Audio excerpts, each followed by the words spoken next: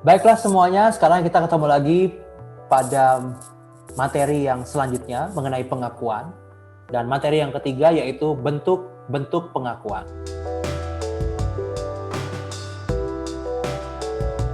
Pertama, pengakuan terhadap negara. Dalam memberikan pengakuan terhadap negara baru, pada umumnya negara-negara lainnya menerapkan kriteria yaitu 1. Adanya keyakinan terhadap stabilitas negara baru tersebut.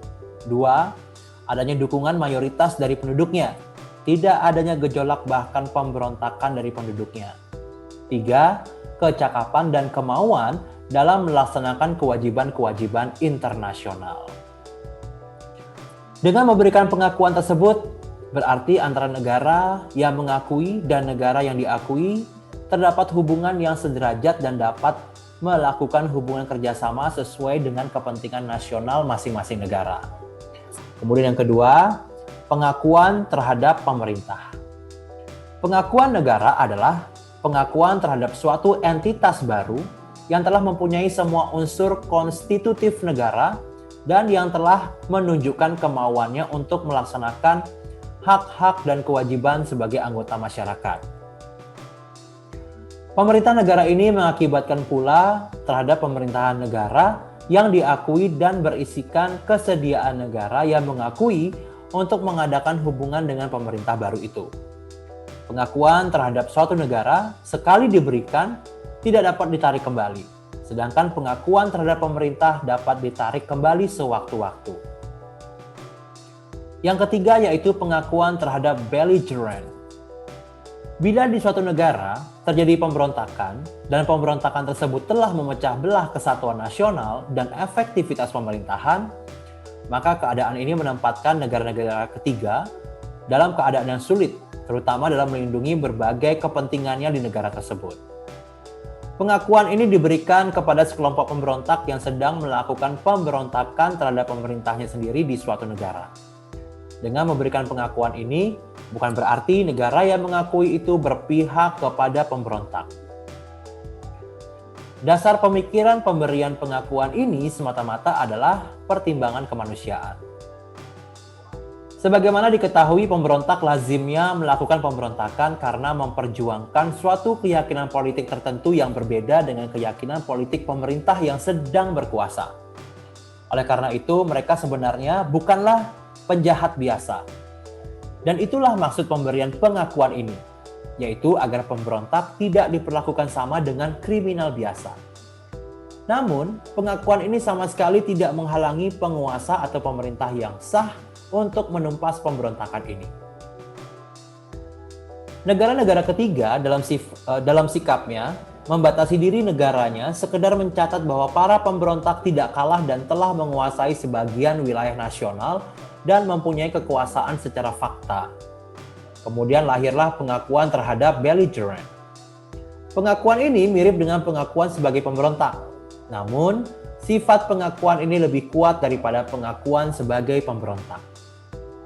Pengakuan ini diberikan bila mana pemberontak itu telah demikian kuatnya sehingga seolah-olah ada dua pemerintahan yang sedang berlangsung. Konsekuensi dari pemberian pengakuan ini antara lain, belligerent dapat memasuki pelabuhan negara yang mengakui, dapat juga mengadakan pinjaman. Bentuk pengakuan ini telah dilakukan beberapa kali di masa lampau oleh Amerika Serikat dan juga Inggris. Contoh yang paling dikenal adalah pengakuan belligerency yang diberikan kepada orang-orang selatan di Amerika Serikat pada waktu Perang Saudara oleh Perancis dan Inggris serta negara-negara Eropa lainnya. Kemudian yang keempat adalah pengakuan terhadap perolehan wilayah baru. Bentuk pengakuan ini bermula dari peristiwa penyerbuan Jepang ke Cina. Peristiwanya terjadi pada tahun 1931 di mana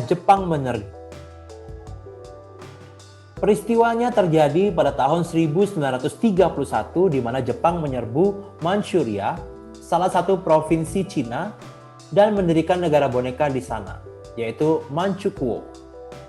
Padahal Jepang ini adalah salah satu negara yang menandatangani perjanjian perdamaian Paris tahun 1928 yang juga dikenal sebagai Kellogg-Briand Pact atau Paris Pact. yaitu sebuah perjanjian pengakhiran perang.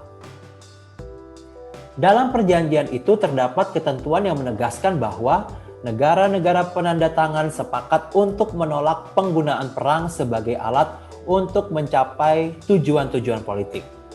Dengan demikian, maka penyerbuan Jepang itu jelas bertentangan dengan perjanjian yang ikut ditandatanganinya. Oleh karena itulah, penyerbuan Jepang ke Manchuria itu diprotes keras oleh Amerika Serikat melalui Menteri Luar Negerinya Stimson, yang menyatakan bahwa Amerika Serikat tidak mengakui hak-hak teritorial dan situasi internasional baru yang ditimbulkan oleh penyerbuan itu. Inilah sebabnya pengakuan ini juga dikenal sebagai Stimson's Doctrine of Non-Recognition.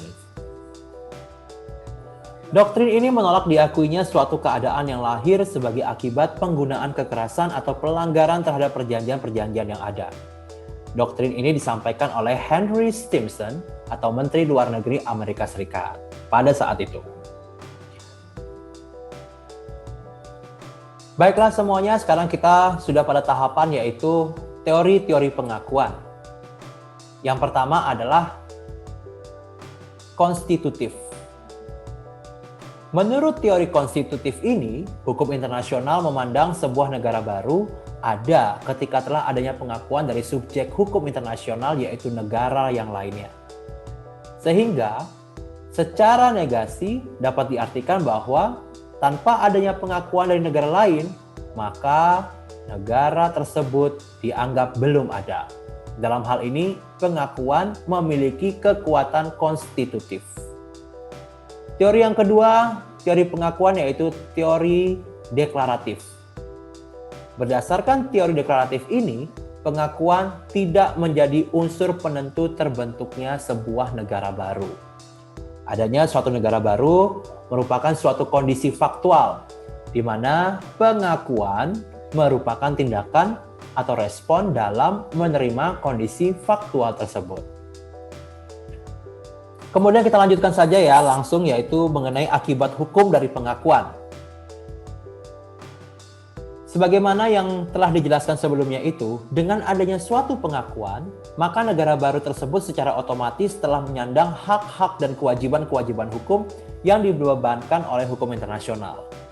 Selain itu, pengakuan merupakan penerimaan dari negara-negara lain bahwa negara baru tersebut adalah subjek hukum internasional yang mempunyai kedudukan sederajat untuk melakukan tindakan-tindakan hukum sebagai subjek hukum internasional. Jika dipandang dalam sudut hukum internasional, pengakuan negara lain sangat penting bagi negara baru karena pengakuan negara lain akan menimbulkan akibat-akibat hukum, yaitu 1. Negara baru tersebut menjadi bagian dari masyarakat internasional. 2. Negara baru tersebut mempunyai kemampuan untuk melakukan hubungan dengan negara lainnya. 3. Negara tersebut mempunyai personal pribadi sebagai subjek hukum internasional yang menyandang hak dan kewajiban internasional. Pengakuan ini menimbulkan akibat-akibat atau konsekuensi hukum yang menyangkut hak-hak, kekuasaan-kekuasaan, dan privilege dari negara atau pemerintah yang diakui baik menurut hukum internasional maupun menurut hukum nasional negara yang memberikan pengakuan. Kapasitas dari suatu negara atau pemerintah yang diakui dapat dilihat dari segi negatif dengan cara mengetahui kelemahan-kelemahan dari suatu negara yang tidak diakui. Kelemahan hukum yang utama dari suatu negara atau pemerintah yang tidak diakui antara lain yang A, negara itu tidak berperkara di pengadilan-pengadilan negara yang belum mengakuinya. Prinsip yang melandasi kaidah ini secara tepat ditegaskan dalam suatu kasus Amerika. Suatu negara asing yang mengajukan perkara di mahkamah bukanlah karena persoalan hak.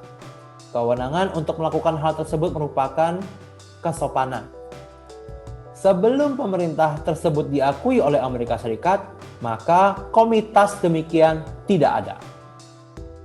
Yang B, dengan alasan prinsip yang sama, tindakan-tindakan dari suatu negara atau pemerintah yang belum diakui pada umumnya tidak akan berakibat hukum di pengadilan-pengadilan negara yang tidak mengakuinya sebagaimana yang biasa diberikan menurut aturan-aturan komitas. Yang C, perwakilannya tidak dapat menuntut imunitas dari proses peradilan. Yang D, harta kekayaan yang menjadi hak suatu negara yang pemerintahannya tidak diakui sesungguhnya dapat dimiliki oleh wakil-wakil dari rezim yang telah digulingkan. Secara singkat, pengakuan terhadap negara baru menjadikan negara tersebut mempunyai kapasitas sebagai penyandang subjek hukum internasional yang bisa melakukan hubungan dengan negara lainnya. Kebalikannya, bagi negara yang belum atau tidak memperoleh pengakuan, dianggap negara yang tidak mampu menjalankan kewajiban-kewajiban dan memperoleh hak-hak sebagai subjek hukum internasionalnya. Untuk materi yang selanjutnya, yang keenam yaitu penarikan kembali pengakuan. Secara umum dikatakan bahwa pengakuan diberikan harus dengan kepastian. Artinya, pihak yang memberi pengakuan terlebih dahulu harus yakin bahwa pihak yang diberi pengakuan itu telah benar-benar memenuhi kualifikasi sebagai pribadi internasional atau memiliki kepribadian hukum internasional atau international legal personality. Sehingga apabila pengakuan itu diberikan, maka pengakuan itu akan berlaku untuk selamanya dalam pengertian selama pihak yang diakui itu tidak kehilangan kualifikasinya sebagai pribadi hukum menurut hukum internasional. Terhadap persoalan di atas itu, ada perbedaan pendapat di kalangan sarjana yang dapat digolongkan ke dalam dua golongan. Yang pertama, disebut dengan golongan pertama, adalah mereka yang berpendapat bahwa pengakuan dapat ditarik kembali jika pengakuan itu diberikan dengan syarat-syarat tertentu dan ternyata pihak yang diakui kemudian terbukti tidak memenuhi persyaratan itu.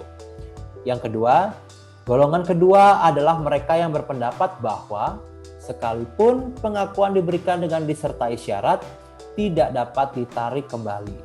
Sebab tidak dipenuhinya syarat itu tidak menghilangkan eksistensi pihak yang telah diakui tersebut. Baiklah, demikian dulu yang kita bahas mengenai pengakuan yang terdapat pada materi hukum internasional.